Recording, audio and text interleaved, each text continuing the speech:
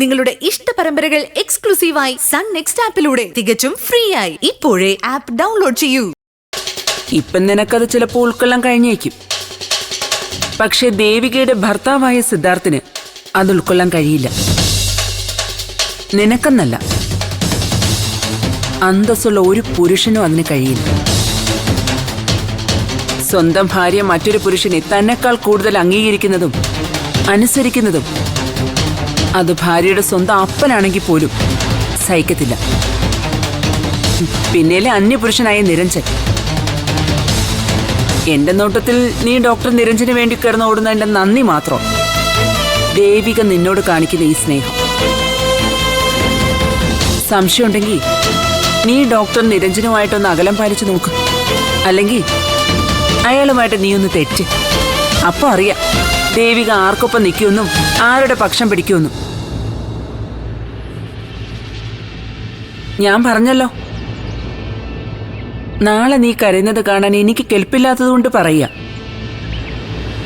നമ്മളെ മണ്ടരാക്കാനേ അറിഞ്ഞോണ്ട് ആർക്കും അവസരം കൊടുക്കരുത്.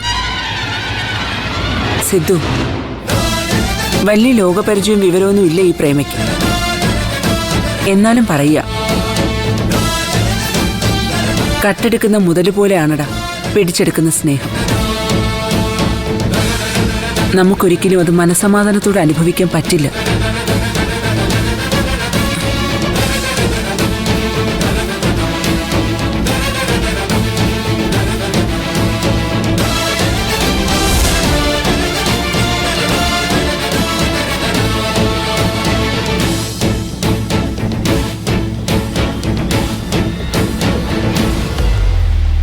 ശരി മോളെ, ഞാൻ ശങ്കരേട്ടനോട് പറഞ്ഞോളാം. പൊന്നുമണി ദേ ഇവിടെ ഇരിപ്പുണ്ട്. മോള് വന്നത് അവൾക്ക് വലിയ സന്തോഷായി. ശരി മോളെ. ആ, അക്ഷരമോളെ വിളിച്ചത്. അങ്ങ് ചെന്നെന്ന് പറയാനാ. ഓ, അക്ഷരമോളെ കണ്ട് പഠിച്ചാ മതി പൊന്നോണി. എന്ത് ധൈര്യ കുട്ടിക്ക്. എന്ത് പ്രശ്നം വന്നാലും തല ഉയർത്തി നിന്ന് നേരിടും. അങ്ങനെ വേണം പെൺകുട്ടികളെ, അല്ലാതെ ഇങ്ങനെ ആങ്ങി തൂങ്ങി നിൽക്കരുത്. അക്ഷര ചേച്ചി അടുത്ത് നിൽക്കുമ്പോ തന്നെ ഒരു ധൈര്യ. എനിക്കും ആരൊക്കെയോ ഉള്ളതുപോലൊരു തോന്നല്. ആരെയൊക്കെ എങ്ങനെയൊക്കെ നിർത്തണോന്ന് അക്ഷരമോൾക്ക് നന്നായി അറിയാം. അതല്ലേ അതിനെ കള്ളക്കേസ് കുടുക്കി ജയിലിൽ കിടത്താൻ നോക്കിയത്. ഇനി എങ്ങനെയെങ്കിലും ആശുപത്രിയും കൂടി ഒന്ന് തുറന്നു കിട്ടിയാൽ മതിയായിരുന്നു. എന്നാലേ അതിന്റെ മനസ്സൊന്ന് തെളിയൂ. അറിയാതെ പറ്റിപ്പോയ ചില തെറ്റുകൾ ഉണ്ടെന്നുള്ളതല്ലാതെ. അറിയാതെ പറ്റിപ്പോയ തെറ്റോ? എന്ത്? അല്ല ശങ്കരേട്ട, ഞാൻ അങ്ങനെ മോള് തെറ്റ് ചെയ്തു എന്നല്ല ഉദ്ദേശിച്ചത്. നമ്മളോടാണെങ്കിലും ദേഷ്യവും വെറുപ്പും ഒക്കെ ഉള്ളതുപോലെ അല്ലായിരുന്നോ ഈ അടുത്ത കാലം വരെ പെരുമാറിയിരുന്നത്? അതാ ഞാൻ പറഞ്ഞു വന്നത്. അതൊന്നും ഇനി മനസ്സിൽ വെച്ചിരിക്കേണ്ട പെങ്ങളെ. കുഞ്ഞുനാളിലെ അമ്മ ഇല്ലാതായി പോയ കൊച്ച്. പിന്നെ സമ്പത്തിൻ്റെ കാര്യത്തിലായാലും പ്രൗഢിയുടെ കാര്യത്തിലായാലും നമ്മളും അവരും തമ്മിൽ അജഗജാന്തരം വ്യത്യാസമില്ലേ? മോരും മുതിരയും പോലെ. അപ്പോൾ പിന്നെ അതിൻ്റെ പ്രായത്തിൻ്റെ പക്വതക്കുറവുണ്ട് എന്തെങ്കിലുമൊക്കെ പറയുകയോ പ്രവർത്തിക്കുകയോ ചെയ്തിട്ടുണ്ടാവും. അതൊക്കെ കഴിഞ്ഞ കാര്യങ്ങളല്ലേ പെങ്ങളെ.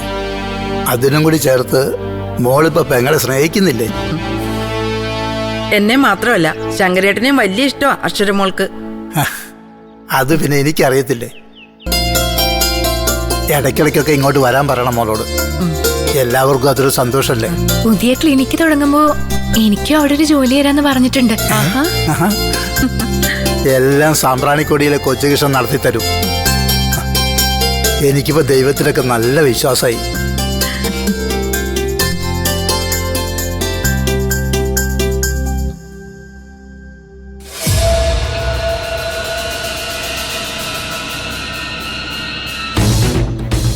പ്രേമേ,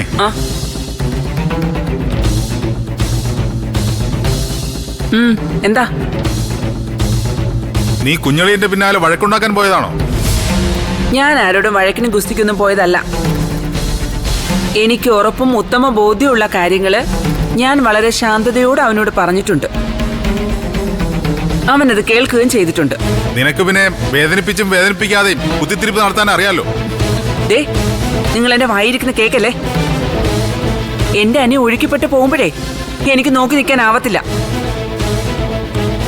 നിങ്ങൾക്ക് പിന്നെ എല്ലാം വള്ളം കളിയാണല്ലോ. തിത്തിത്താരാ തിത്തിത്തൈ. എന്നിട്ട് സിദ്ധുവേട്ടൻ എന്തു പറഞ്ഞു? എന്റെ സംസാരം കേട്ടിട്ട് അവന്റെ തലയ്ക്കകത്ത് ഇത്തിരി വെട്ടം വീണിട്ടുണ്ട്. നിന്റെ സംസാരം കേട്ടിട്ട് അളിയന്റെ തലയ്ക്കകത്ത് വെട്ടം വീണു. കൊള്ളാം. ഉള്ള ഫീസ് കൂടെ അടിച്ചു പോയിക്കാണോ? പുളിക്കും. അതെ, നിങ്ങൾക്കില്ലാത്തതും എനിക്കുള്ളതുമായ ഒരു കാര്യമുണ്ട്. എന്താന്നറിയാവോ? അറിയാം. അഹങ്കാരം, ബുദ്ധി. അതുകൊണ്ടാണല്ലോ ഒരുപാട് സർട്ടിഫിക്കറ്റുകൾ അലമാരയിൽ ഇങ്ങനെ അട്ടിയിട്ട് വെച്ചിരിക്കുന്നത്. പൊത്തവും പഠിച്ചു കിട്ടുന്ന സർട്ടിഫിക്കറ്റ് പ്രേമയ്ക്ക് ഇല്ലായിരിക്കും, പക്ഷേ അനുഭവം ജ്ഞാനമുണ്ട്. ആട്ടെ, ഡിഗ്രി പഠിച്ചിട്ട് നിങ്ങൾ എന്തോന്നായി?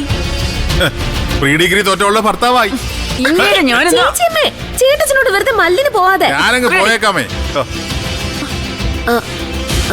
സിദ്ധുവേട്ടന്റെ തലക്കകത്ത് ഇത്തിരി വെട്ടം വീണെന്ന് പറഞ്ഞാൽ ശരിയാണോ?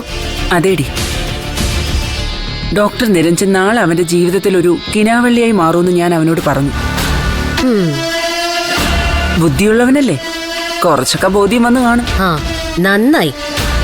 ചേച്ചിയമ്മ ബഹളം വെപ്പ് നിർത്തി ഈ ട്രാക്കിലങ്ങ് പോയാ മതി. അങ്ങനെ സിദ്ധുവേട്ടനെ വരുതിക്ക് കൊണ്ടുവരാൻ പറ്റൂ. നോക്കാം.